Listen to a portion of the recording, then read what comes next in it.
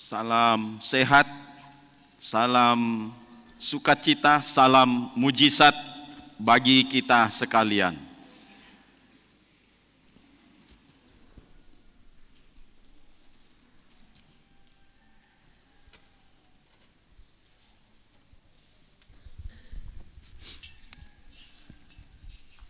Saya mengucapkan selamat memasuki bulan yang kedua, tepatnya di minggu pertama bulan Februari tahun 2022, di mana kita lagi memasuki tahun pemuridan yang kedua.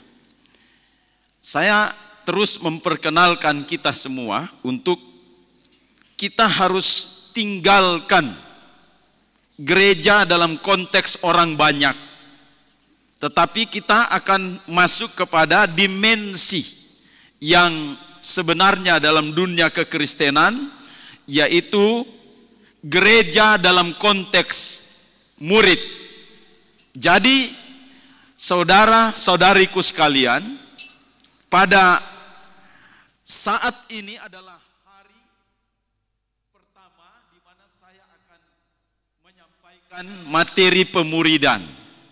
Di tahun yang kedua pada program Pelita Pemuridan 5 tahun yang sudah dicanangkan untuk pembentukan karakter supaya kita masuk menjadi kategori gereja sempurna dan tersingkir dari masa aniaya besar. Ini adalah harapan, ya, harapan kita bersama untuk bisa dibentuk melalui firman Tuhan. Untuk itu saya akan menyampaikan firman dengan topik lahir dari daging versus lahir dari roh. Mari kita buka hati supaya kita dibentuk, karakter kita dibentuk sehingga kita mencapai tujuan yang akhir, yaitu disempurnakan bersama dengan gereja yang lainnya menjadi gereja sempurna. Puji Tuhan. Dalam pembacaan yang pertama, saya mengambil di dalam Injil Yohanes pasal yang ketiga, ayat 6 dan ayat yang ke-7. Demikian bunyi firman Tuhan. Apa yang dilahirkan dari daging adalah daging, dan apa yang dilahirkan dari roh adalah roh. Janganlah engkau heran, karena aku berkata kepadamu, kamu harus dilahirkan kembali. Puji Tuhan.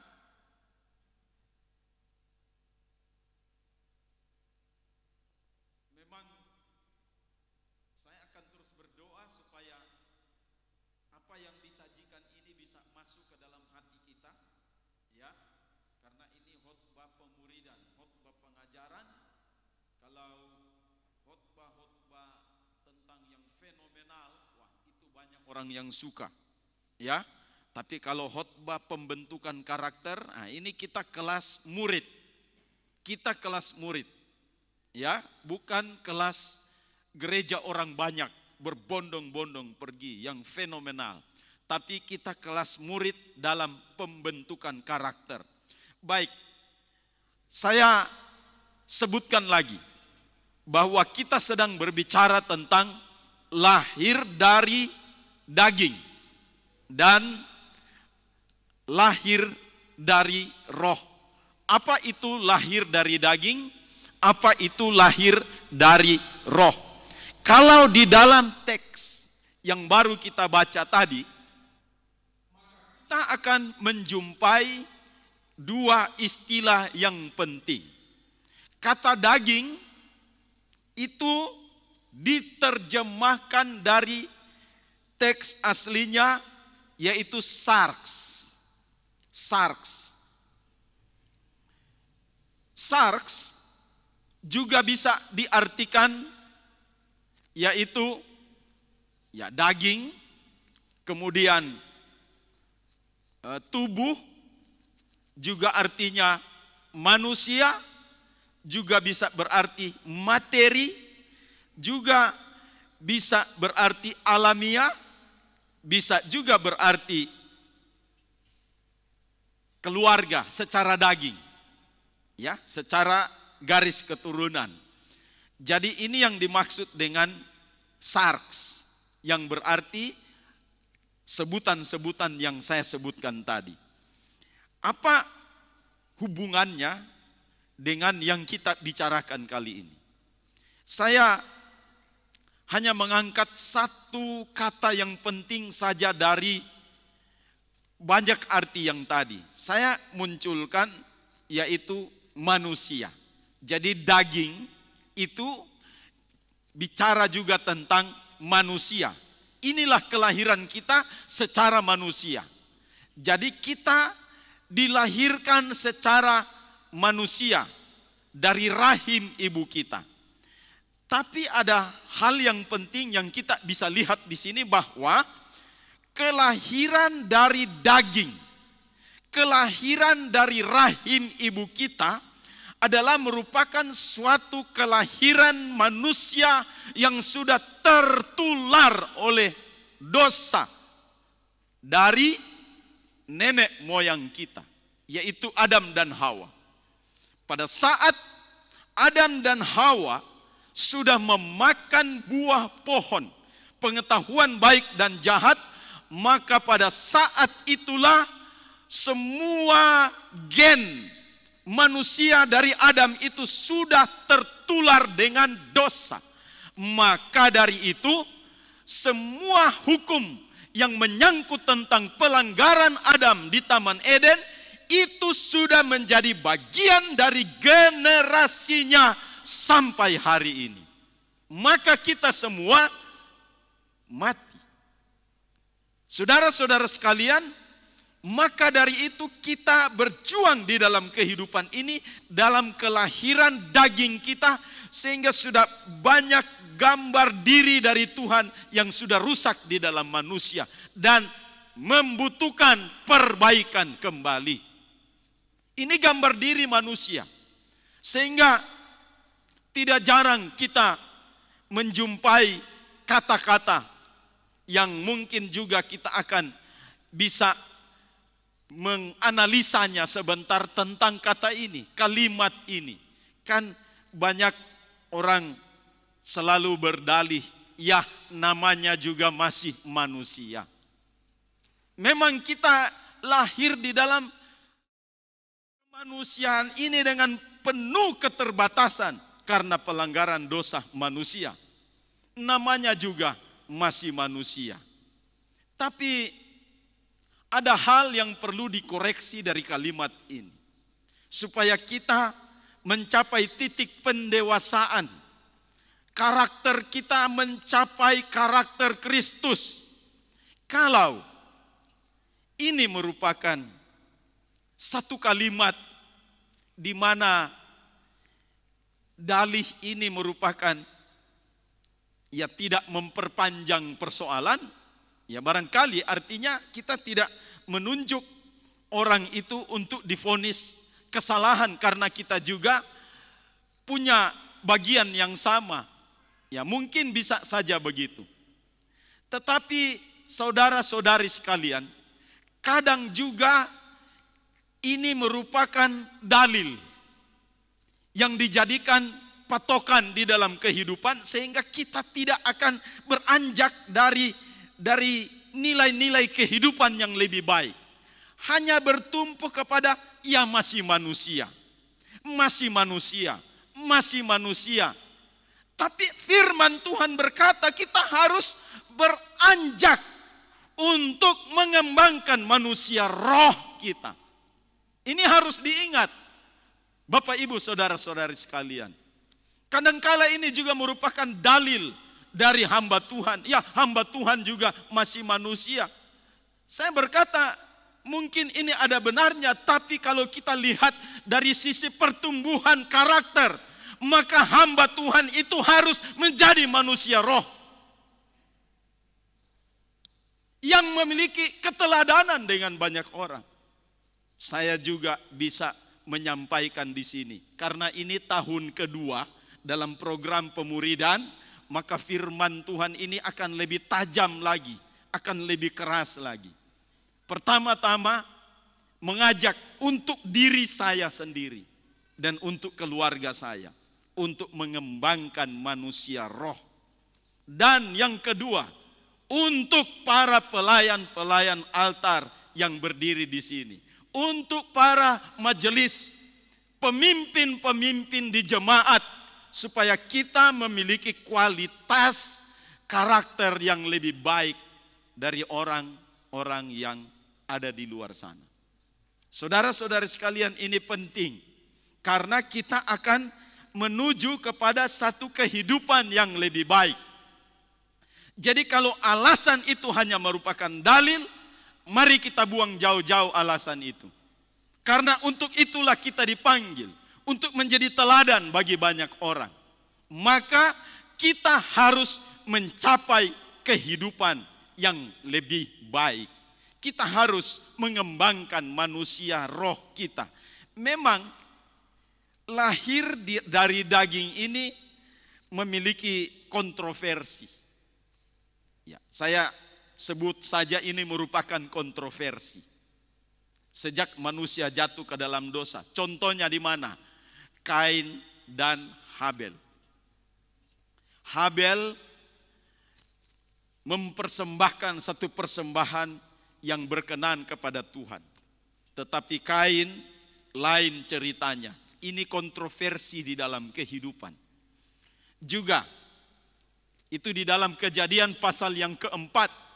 Kemudian Kejadian pasal yang keenam. Di situ ada Nuh yang mendapatkan kasih karunia di hadapan Allah. Dan ada generasi di zaman Nuh itu yang menentang hukum-hukum Allah. Ini dua bagian yang bertentangan. Maka kita akan melihat apa yang dinyatakan oleh Rasul Paulus di dalam Roma pasal 7 ayat 21 sampai 24. Ini di dalam hidup kita ini kontroversi, saudara-saudari sekalian. Kita manusia ini berjuang di dalam mencapai kehidupan spiritual kita, tapi melalui kontroversial. Mari kita lihat Roma pasal 7 ayat 21 sampai 24, saya baca begini. Ini kontroversi dalam hidup kita. Demikianlah aku dapati hukum ini. Jika aku menghendaki berbuat apa yang baik, yang jahat itu ada padaku. Sebab di dalam batinku aku suka akan hukum Allah. Tetapi di dalam anggota-anggota tubuhku, aku melihat hukum lain yang berjuang melawan hukum akal budiku dan membuat aku menjadi tawanan hukum dosa yang ada di dalam anggota-anggota tubuhku. 24. Aku manusia celaka. Siapakah yang akan melepaskan aku dari tubuh maut ini? Jadi kita melihat ini satu realita kehidupan, bahwa dalam hidup secara pribadi saja, secara personal, itu kontroversi. Kita di dalam roh kita sebenarnya suka melakukan apa yang baik, hal yang baik. Tetapi Rasul Paulus, seorang rabi, pun mengakuinya dan mengatakan bahwa yang kemudian yang terjadi bukan itu yang kulakukan, tetapi malah sebaliknya. Ini merupakan perjuangan besar di dalam kehidupan, di dalam pembentukan karakter kita sebagai gereja Tuhan, sebagai murid yang akan masuk kepada taraf karakter Kristus. Ini harus terjadi. Nah, kita melihat bahwa konsekuensi dari hidup di dalam daging itu banyak sekali. Ada ayat-ayat yang saya bisa membacakan di sini, ya. Ya, di dalam Roma pasal 7 ayat 5. Ya, saya ringkas saja kalimatnya, ya. Saya ambil bagian yang penting. Roma pasal 7 ayat 5 begini. Hidup di dalam daging itu berbuah bagi maut. Jadi hidup dalam daging buahnya maut. Kemudian ayat yang ketujuh, ayat 14 maksud saya, dalam Roma pasal yang ketujuh, juga di situ disebut sifat daging terjual di bawah kuasa dosa. Kemudian Roma pasal 8 ayat 6 dan ayat yang ketujuh juga di situ, ayat 6 dikatakan keinginan daging adalah maut. Kemudian ayat yang ketujuh disebut keinginan daging adalah perseteruan terhadap Allah, permusuhan terhadap Allah. Kemudian juga kita bisa melihat Galatia pasal 5 ayat yang ke-17, di situ disebut keinginan daging berlawanan dengan keinginan roh. Inilah yang disebutkan dari Galatia pasal yang ke-7 ayat 21 sampai ayat 24. Jadi bertolak belakang, bertentangan sekali. Nah, kita harus melihat, saya kembali kepada alasan tadi, dalil manusia. Namanya juga masih manusia. Pendeta juga masih manusia. Ya, pelayan juga masih manusia. Itu dalil yang klasik sebetulnya, yang selalu kita dengarkan. Tapi mari kita bertumbuh di dalam kebenarannya. Ya, tapi ada juga orang yang selalu beranggapan begini, oh dia kok masih manusia, tapi dalam ukurannya, dalam kacamatanya, ini salah juga. Jadi kalau kita melihat orang itu, oh perangainya masih manusia, sekarang kita berbicara atas dasar apa? Sehingga kita menilai itu masih manusia. Nah ini juga salah, karena selalu kita bicara secara subjektif. Jadi penilaian terhadap seseorang itu masih manusia atas kacamata penilaiannya sendiri salah besar. Sekarang penilaiannya ini atas dasar apa? Ukurannya masih manusia atau manusia roh, manusia daging, itu apa? Ukurannya Alkitab. Alkitab ukurannya. Jadi kita bisa mengukur setiap kemanusiaan, kedagingan seseorang itu dari Alkitab. Jangan ukur dari diri kita sendiri, sehingga kita sudah menghakimi orang, oh itu dagingnya masih terlalu banyak. Iya, dalam ukuran apa? Dalam kacamata apa? Kita harus lihat dalam kacamata kitab suci. Saudara-saudari sekalian, ini yang benar. Nah, sekarang saya tidak mau jauh dari kitab suci kita. Kita akan melihat apa buah-buah, apa akibat dari kedagingan, dan apa buah atau akibat dari roh. Kita lihat di dalam firman Tuhan. Ini bagian penting yang harus dijelaskan. Untuk poin awal ini saya masih berbicara tentang lahir dari daging. Supaya kita nanti memiliki solusi akhir. Ya, kesimpulan terakhir dari pergumulan yang panjang ini, apa solusinya? Saya akan bagikan ini, tapi kita harus tahu hasil dari perbuatan daging itu adalah Galatia pasal 5 ayat 19 sampai 21. Nah, di sini kita akan lihat bagaimana keadaan seseorang yang hidup di dalam daging, ya, yang perbuatan dagingnya itu nyata di dalam hidupnya. Mari kita bahas bersama-sama. Galati 5 ayat 19 sampai 21 berkata begini. Perbuatan daging telah nyata, yaitu percabulan. Yang kedua, kecemaran. Yang ketiga, hawa nafsu.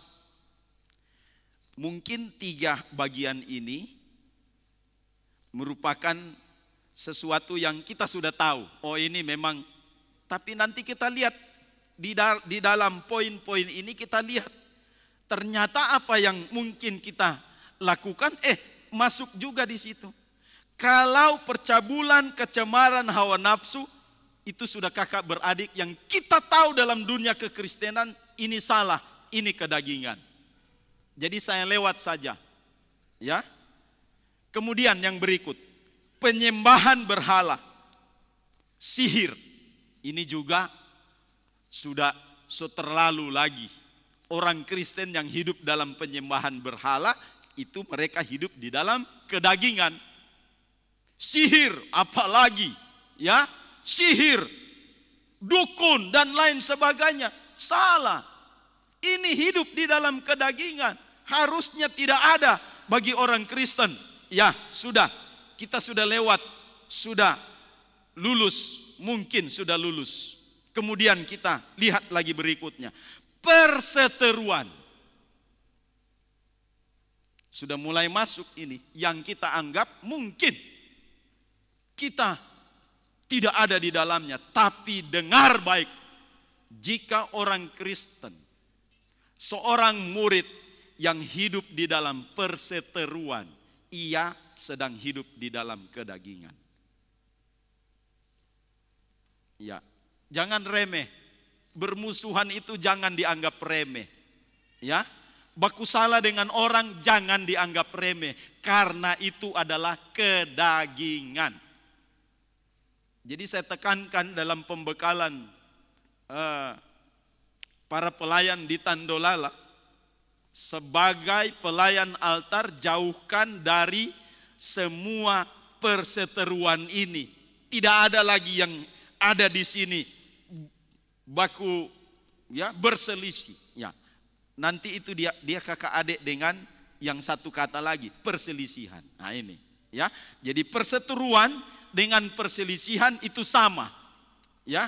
Udang dengan ketang kalau dibakar merah sama-sama dua. Ini sama, ya, perseteruan dengan perselisihan. Nah, pertanyaannya adalah, Pak Pendeta, kalau kita debat beda pendapat, ya bisa, itu kan beda pendapat. Tapi jangan sampai pada titik-titik yang kemudian itu tidak selesai, perbedaan terus perbedaan. Bagaimana caranya? Mari kita satukan semua pemahaman dan pikiran kita melalui firman Tuhan. Katakan amin. Berbeda pendapat itu bisa. Makanya saya beritahu kepada pelayan altar, bisa perbedaan pendapat, ya, karena Anda berbeda, saya berbeda, bisa. Tapi mari kita samakan persepsi melalui firman Tuhan saja. Mari. Ayatmu di mana di sini? Ya, firman Tuhan berkata bagaimana? Mari kita temukan bersama-sama.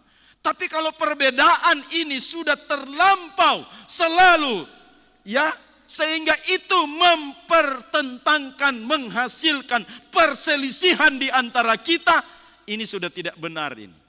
Makanya saya katakan bahwa perbedaan pendapat wajar, saling, ya, berbenturan, mengeluarkan pendapat, pendapatnya sana, ya wajar. Tetapi pada akhirnya harus kita selesaikan secara firman Tuhan. Di sini titik temunya, saudara-saudara sekalian. Selesai di sini. Jangan terus dibawa dalam satu perselisihan sampai sakit hati itu sudah mulai menjadi kanker, ya, menjadi sesuatu yang yang pahit di dalam kehidupan ini. Ini yang tidak benar. Kalau situasi ini terjadi di dalam komunitas murid-murid Kristus, ia masih hidup di dalam kedagingan. Ini jelas. Kemudian, apalagi? Iri hati. Ya, tadi kita sudah lulus di sihir, ya, dan ya percabulan, kecemaran, hawa nafsu sudah lulus semuanya di situ. Penyembahan berhala lulus itu, sihir sudah lulus. Tapi kalau masih ada iri hati, ya, mari kita koreksi hidup kita hari ini. Ini sudah tahun kedua dalam program pemuridan. Apabila masih ada iri hati, ya, menganggap iri hati itu begini sederhana saja, saudara-saudara. Senang melihat orang susah, tidak senang melihat orang senang. Sederhana saja, itu iri hati. Justru kalau kita, teman-teman kita berhasil, diberkati, wah saya juga ikut diberkati, senang saya. Jadi senang melihat orang senang. Ini bagus. Susah lihat orang susah. Ini luar biasa. Tapi kalau dia balik, itu luar binasa. Saudara-saudara sekalian, mari kita koreksi hidup kita hari ini. Ini sudah tahun kedua, ya. Yang berikut, amarah. Apakah marah itu dosa? Kita lihat dulu ukurannya firman Tuhan. Yesus,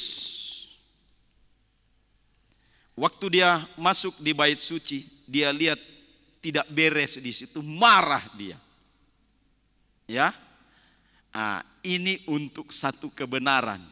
Ada marah untuk satu kebenaran, untuk memperbaiki. Ya, tapi kalau di sini bukan marah, amarah. Artinya apa? Sifat-sifatnya sudah terbawa sehingga terjadi satu luka-luka di dalam hatinya, karena luka-luka itu tidak pernah sembuh, menjadi marah. Semua orang jadi dihantam kromo, marah. Ini juga sifat kedagingan. Ya, ini daging. Marah itu dua macam. Ya, saya akan menjelaskan di sini, marah itu dua macam. Marah yang pertama adalah marah yang pernah dilakukan oleh Yesus untuk memperbaiki kelakuan, untuk meluruskan segala sesuatunya, marah. Tetapi kalau marah yang sudah menghasilkan luka-luka hati di dalam hidupnya, sudah terluka, dia kemudian marah, sudah jengkel, sudah ada rasa putus asa di dalamnya dengan kemarahan yang tidak terkendali, ini yang harus kita perbaiki bersama-sama, saudara-saudari sekalian. Ini hidup di dalam daging. Yang berikut, tipis sekali. Yang berikut ini tipis sekali, kepentingan diri sendiri. Ini masih banyak, ya. Selalu harus saya yang didahulukan, baru mereka. Ini kepentingan diri sendiri, saudara-saudari sekalian. Yang sama nilainya dengan percabulan, kecemaran, hawa nafsu, penyembahan berhala, dan sihir. Mungkin kita sudah lulus dari semua, tapi kalau kita masih ada rasa kepentingan diri sendiri, mohon maaf saya kasih tahu di sini, sama nilainya dengan cabul, cemar, hawa nafsu, penyembahan berhala, dan sihir. Karena ini sudah masuk di dalam ayat ini. Ini hidup di dalam kedagingan. Mari murid Kristus El Shaddai Big Family, kita mulai melangkah dalam satu kehidupan yang karakter kita dibentuk sesuai dengan karakter Kristus. Salah satunya adalah kepentingan diri sendiri dijauhkan. Saya tidak tahu kenapa saya harus berhenti lama di sini. Karena banyak jemaat yang tidak menyadari. Banyak hamba Tuhan yang tidak menyadari. Ya. Saya selalu berkata begini.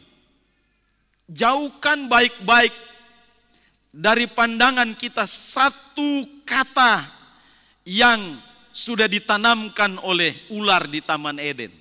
Iblis di Taman Eden. Kata apa itu? Aspirasi. Kalau di dunia politik, di sekuler ya tidak masalah. Ya.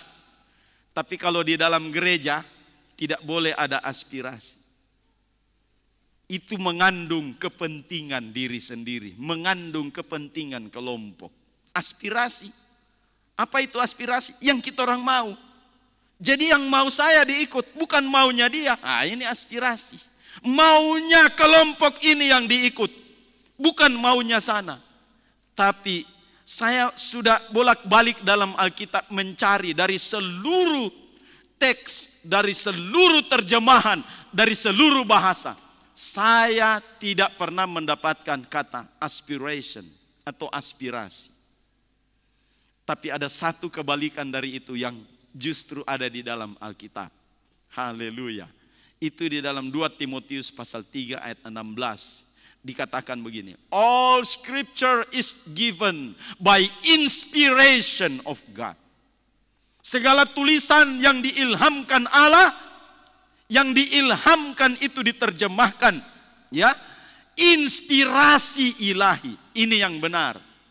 Inspirasi itu ilham dari Allah. Jadi saudara-saudari sekalian, kita harus memahami bahwa kata aspirasi itu tidak ada di dalam kamus Alkitab. Aspirasi itu mengandung kepentingan diri sendiri. Tapi inspirasi itu adalah ilham dari Allah. Di mana kita hanya tertuju saja apa yang Tuhan mau. Katakan amin. Nah, kalau bahasanya kehendak Tuhan yang jadi rohani, luar biasa. Ini manusia roh. Tapi kalau bilang aspirasi, manusia daging, siapapun dia, ya, mau pendeta, mau pelayan altar, mau jemaat, siapapun dia, kalau ini sudah terjadi, kedagingan. Jadi mari kita hidup di dalam pengilhaman dengan Tuhan. Apa yang Tuhan mau.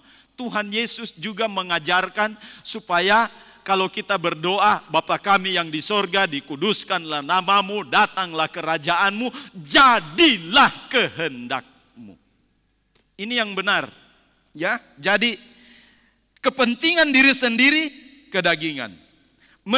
Supaya mendahului orang didahulukan, nah ini luar biasa. Tapi kalau kita mau ingin, saya lebih dulu. Saya harus duluan dilayani. Ini kedagingan.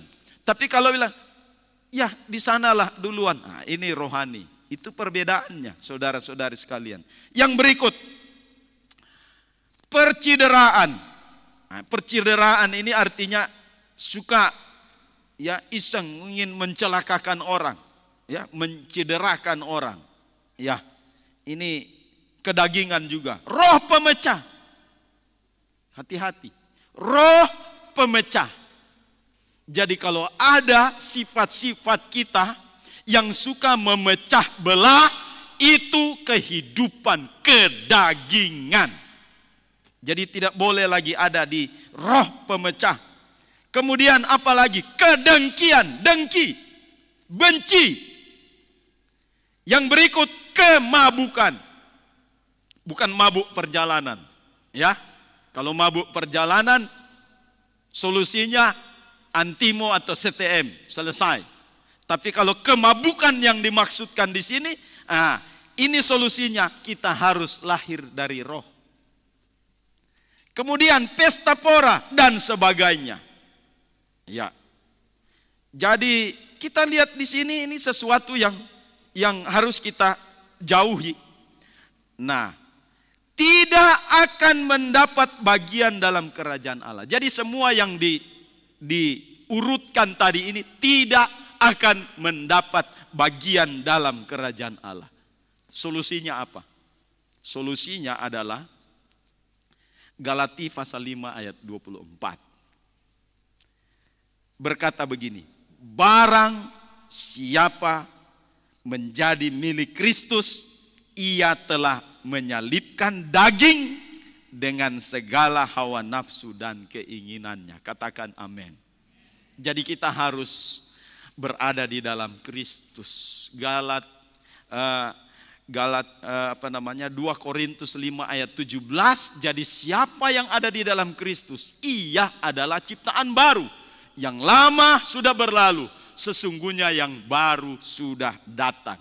Galati 2 ayat 20 berkata, namun aku hidup, tetapi bukan aku sendiri lagi yang hidup, melainkan Kristus yang hidup di dalam aku.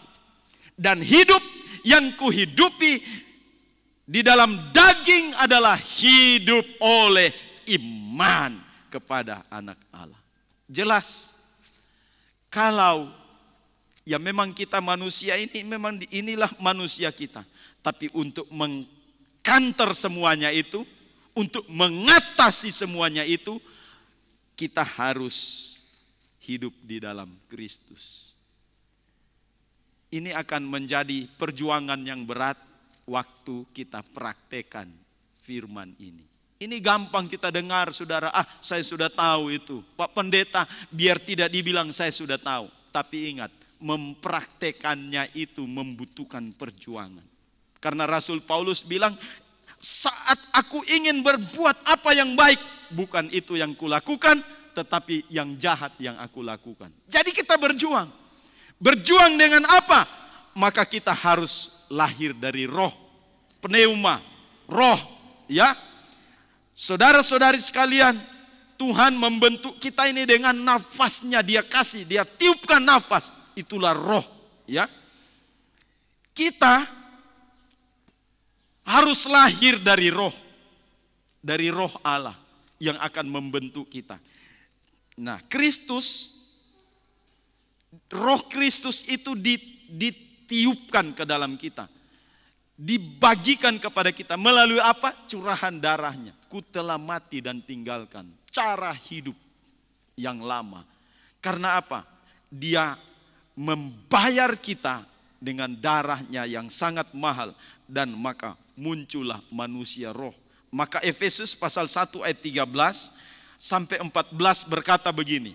Di dalam Dia kamu juga, karena kamu telah mendengar firman kebenaran, yaitu Injil keselamatanmu. Di dalam Dia, yaitu Kristus, kamu juga ketika kamu percaya dimeteraikan dengan Roh Kudus yang dijanjikannya itu.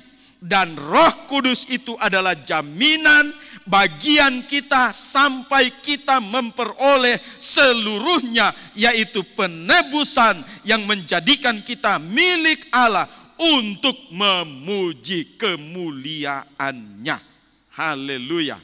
Sehingga terjadilah Roma 8 ayat 15 sampai 17 berkata begini, sebab kamu tidak menerima roh perbudakan yang membuat kamu menjadi takut lagi, tetapi kamu telah menerima roh yang menjadikan kamu anak Allah. Oleh roh itu kita berseru, ya Aba, ya Bapa.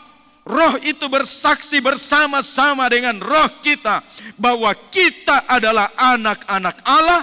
Dan jika kita adalah anak, maka kita juga adalah ahli waris. Maksudnya orang-orang yang berhak menerima janji-janji Allah, yang akan menerimanya bersama-sama dengan Kristus, yaitu jika kita menderita bersama-sama dengan Dia, supaya kita juga dipermuliakan bersama-sama dengan Dia. Kalau kita mengikuti kelahiran dari roh ini dan terus kita giatkan, kita terus tumbuhkan di dalam kehidupan kita, maka yang terjadi adalah Galati 5 ayat 22 sampai 23. Ini buahnya. Ini buahnya, ya. Buahnya Galati 5 ayat 22 23, tetapi buah roh ialah kasih, sukacita, damai sejahtera, kesabaran, kemurahan, kebaikan, kesetiaan, kelemah lembutan, penguasaan diri. Tidak ada hukum yang menentang hal-hal itu. Haleluya. Ini hasilnya. Jadi manusia roh itu bisa dinilai, kita tahu dengan hasilnya tadi. Kalau manusia daging kita bisa lihat hasilnya dalam Galatia 5 ayat 19 sampai 21 tadi. Tapi kalau manusia roh hasilnya Galatia 5 ayat 22 sampai 23. Maka saat ini saya mau berkata kepada kita sekalian, Galatia 5 ayat 25 berkata, jikalau kita hidup oleh roh, baiklah hidup kita dipimpin oleh roh. Mari kita beralih di tahun yang kedua pemuridan 5 tahun ini. Kita harus selalu dipimpin oleh roh. Galatia 6 ayat 8 berkata, sebab barang siapa menabur dalam dagingnya, ia akan menuai kebinasaan dari dagingnya. Tetapi barang siapa menabur dalam roh, ia akan menuai hidup yang kekal dari roh itu. Tuhan Yesus memberkati kita sekalian. Mari kita memberi makan dengan makanan yang bergizi manusia roh kita, dan kita matikan manusia daging kita supaya kita menjadi murid Kristus yang luar biasa. Haleluya, haleluya, puji Tuhan.